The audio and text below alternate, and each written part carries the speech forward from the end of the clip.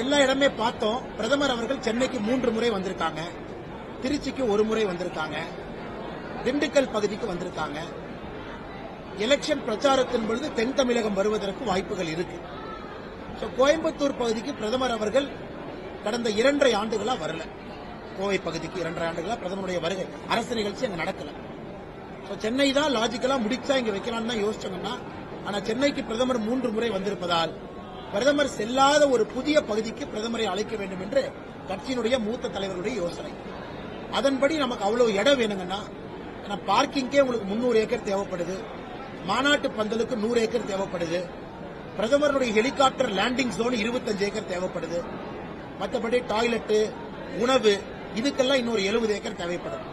இதெல்லாம் பார்க்கும் பொழுது அவ்வளவு பெரிய இடம், குறிப்பாக 5-6 பேர் வைத்திருக்கக்கூடிய நிலத்தை எல்லாம் கொடுப்பதற்கு தயாராக வந்தார்கள்.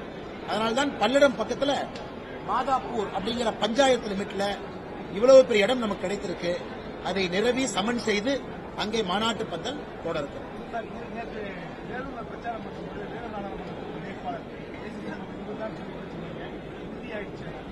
நான் யாரு பேரையும் சொல்லிங்க ஐயா.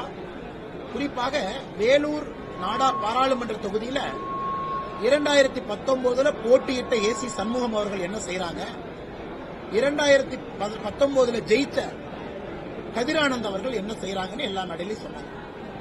ஏசி சண்முகம் அவர்கள் அங்கே பணி செய்ய ஆரம்பித்து விட்டார்கள். அவர் எப்பொழுதுமே பணி செய்யறார், எலெக்ஷனுக்காக பண்ணல. மெடிக்கல் கேம்ப், எம்ப்ளாய்மெண்ட் கேம்ப், அவருடைய பள்ளிக்கூடங்கள் எல்லாமே அங்கதான் இருக்கு, கோவில்ல இருந்து எல்லாம் அங்க இருக்கு. அதனால் ஏசி சண்முகம் கூட இருந்தார். முறைப்படி யார் எந்த தொகுதிக்கான வேட்பாளர் என்பதை நம்முடைய பாராளுமன்ற குழு தான் முறைப்படி அறிவிப்பாங்க.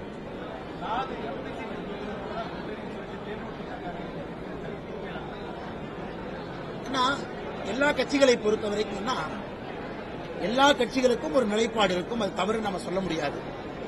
அந்தந்த கட்சிகளுக்கு அவர்களுடைய பலம் என்ன, அவர்களுடைய பலவீனம் என்ன, அந்த கட்சி எந்த பாதையிலே செல்ல வேண்டும் என்று அவர்களுக்கு தெரியும்.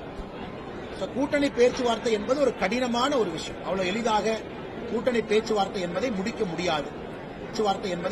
முடியாது. ஏன் திராவிட முன்னேற்ற கழகத்தினுடைய கூட்டணி அப்படியே இருக்குன்னு சொல்றாங்க, அவர்களே தடுமாறிக் கொண்டிருக்கின்றார்கள். யாருக்கு என்ன கொடுக்கிறது, யார் என்ன கேட்கிறாங்க. ஆனால் பாரதிய ஜனதா கட்சியை பொறுத்தவரை இன்னும் நேரம் இருக்கு. தலைவர்கள் பேசிக் கொண்டிருக்கின்றார்கள், சில தலைவர்கள் மேடைக்கு வந்திருக்காங்க, நீங்க பார்த்திருப்பீங்க. எங்களை பொறுத்தவரை அதற்கென்று அகில இந்திய அளவில் ஐயா அரவிந்த் மேனன் அவர்கள், ஐயா பொங்குலட்டி சுதாகர் ரெட்டி அவர்கள் இன்னைக்கு தமிழகத்திற்கு வந்துட்டாங்க. எல்லா விதமான feedback, opinion, ground level survey எல்லாத்துக்கிட்டையும் போய் பேசுறாங்க, கேட்கிறாங்க. தமிழகம் எப்படி இருக்குன்னு புரிஞ்சுக்கிறாங்க.